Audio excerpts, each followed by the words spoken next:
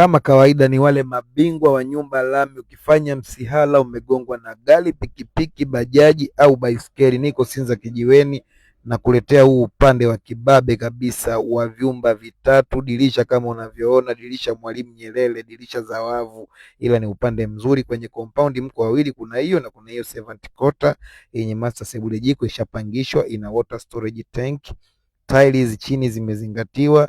Juu napo ni Mwalimu Nyerere jamani, ina singboard, ina sehemu ya dining, sitting room kubwa na ina vyumba. Tuingieni ndani, vyumba ni vitatu, kimoja ni master, public toilet, luku ni ya kwako, mita ya maji ni ya kwako.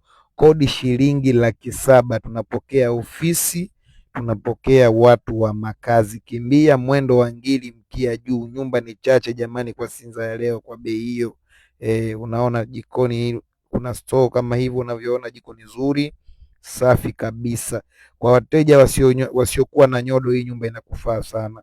Wateja kulialia, wateja ombaomba nipunguzie bei, kaa mbali mita 100.